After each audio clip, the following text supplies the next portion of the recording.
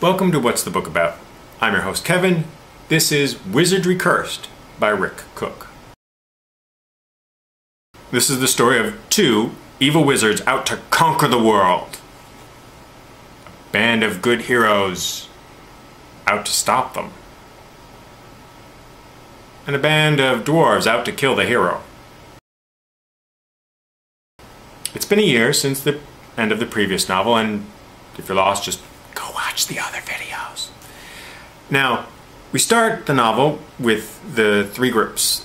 Our hero, Wiz, and his friends are settling into domestic bliss. Our villains, Craig and Mikey from our world, are discovering about the magical universe where programmers are powerful wizards. And the dwarven, incompetent band of friends that are being given this quest to kill Wiz by their king to pay off a debt he just really doesn't want it. The novel follows these three groups as they clash and fight in this elvish war with a dire elvish prophecy thrown into the mix. Okay, so that's the spoiler-free introduction. Be warned, from here on in, there may be a few spoilers. I'll try to keep it to a minimum. Craig and Mikey set up shop in a bubble universe and connects our world with the magical universe, where science and technology both work.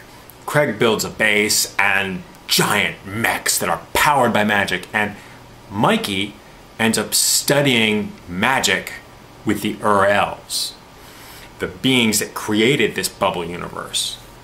Now eventually, Wiz and his team do find out about the bubble universe, about Craig and Mikey, and through Duke Elric, the elf, they find out about the elves and the threat they represent.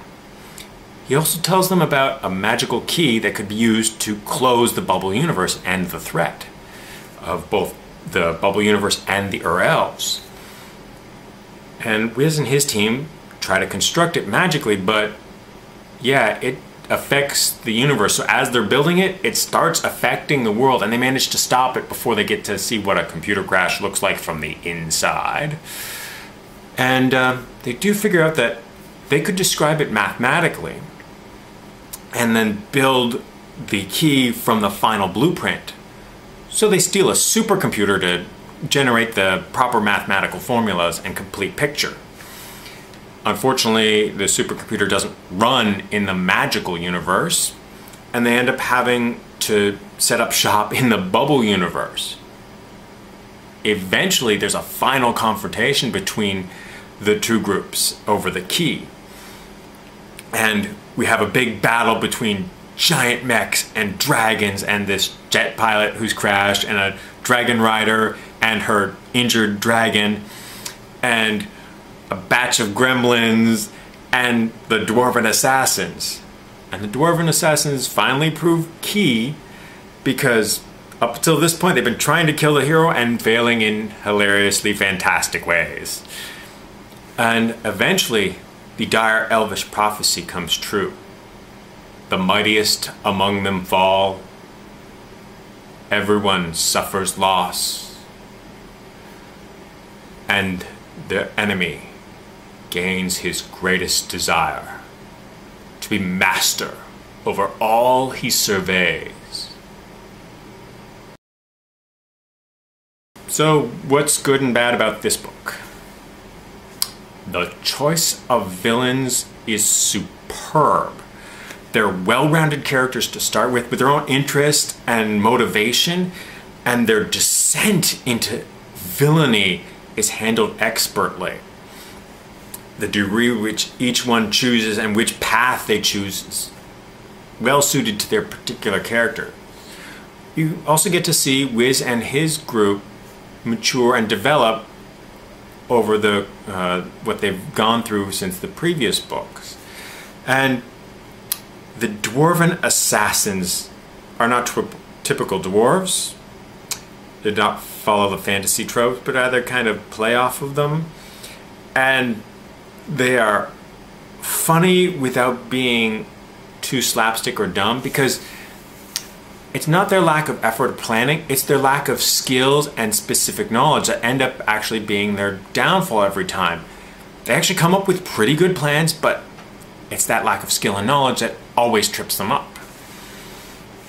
And there's tons of humor in this book, but it never actually undercuts the drama or tension. I would have liked to have seen a little more character development with the main characters, but we do get to see some, so it's enough. But it's not, it's a minor flaw that I would have liked to see more. And the author actually does spend some extra time in our universe showing us little snippets of what's going on as our world interacts with the bubble universe, and those are just precious little fun moments. And the tertiary characters like the jet pilot and the dragon rider, it's a nice little story that ties into the main plot, and it's got a good bit of development, so you get to see this giant conflict from a different perspective, so it actually expands the scope rather than feeling like throwaway bits. So in the end, what is the book about? Control. The villains are driven by their need to control the universe, to control this world. Their use of direct power, naked force, it's all how they operate. And it's their major flaw as a character. They try to exert too much control, try to micromanage, never learning to spread themselves out or to share, and it's their major downfall. Wiz's team is the opposite. They achieve victory by sharing control, sharing responsibilities, their whole becoming greater than the sum of their parts. The dwarves, while hilarious, fail because they lack control over themselves and over their situations, never exercising enough discipline to stop and try to analyze their plans, to figure out where things could go wrong, just assuming that they're going to go in there with this idea, not even a plan really, an idea, and they're going to control the situation and they're going to get what they want, and it always fails because of this.